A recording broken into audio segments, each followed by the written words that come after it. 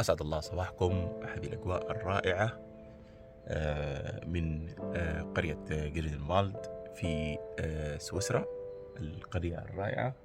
اليوم الأجواء طبعا باردة، لذلك كأس القهوة ضروري جدا. طبعا اليوم بيكون معنا أكثر من رحلة في سويسرا، انترلاكن، برضه في قرية جرينوالد بنلف فيها، كذلك الشلالات حوالينها. لذلك أنا أنصح بالاستقرار أو مش بالسكن في حوالين هذه المناطق، لأنها قريبة من كل المناطق اللي ممكن تزورها.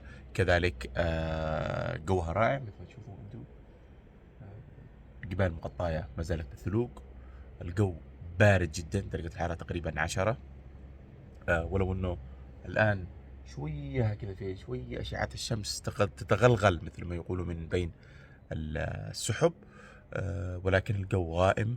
الجبال في الجانب الآخر مغطيتها السحب، الغيوم. أجواء رائعة، متوقع أنها تمطر على الساعة 10-11 ظهرا.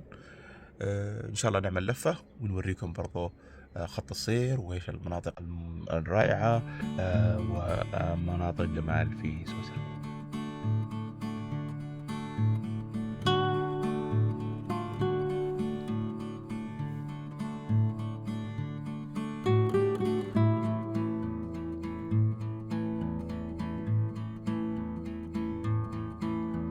اليوم ننطلق بالسيارة إلى القرية التي فيها 72 شلال، وهي شتاوباخ.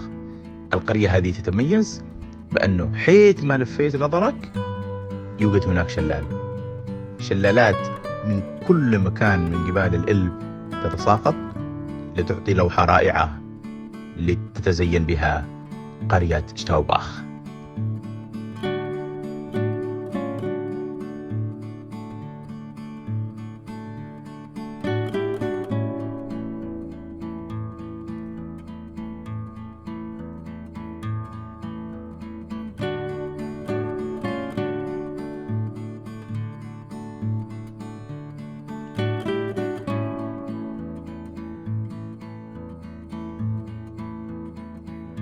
لا ننسى البقر السويسري الذي يتميز بهذا الجرس التي على رقبتها لتعطي الأصوات الرائعة التي دائما ما ترتبط بطفولتنا.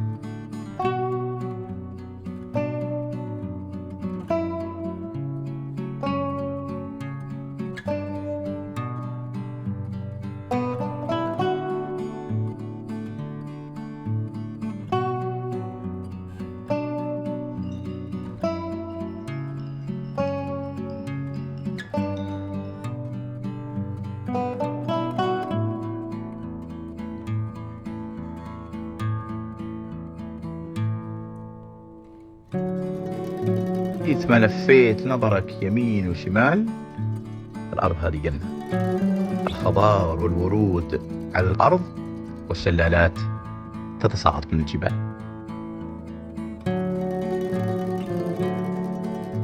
أنا أنصح أن الواحد يقعد في هذه المنطقة أو يقضي يوم كامل، بحيث أنه يستمتع ويملي ناظره من جمال الرباني المتواجد في هذه المنطقة.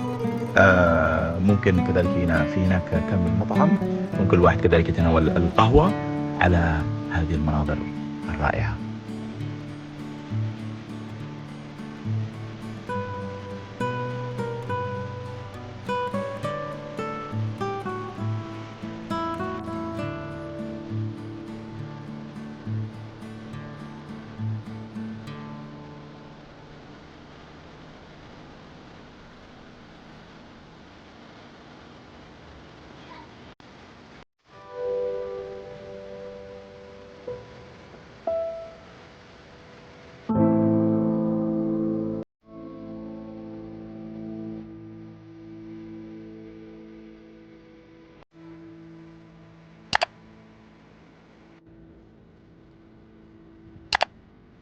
بعد ما أتممنا يوم من الخيال في جنة الأرض. الآن نعود إلى منزلنا أو كوخنا المتواضع تحت جبال الألب. طبعا في الطريق مثل ما تشوفوا انتم لوحة رائعة 4K. نزلت علينا زخات من المطر لتزيد من جمال رحلتنا.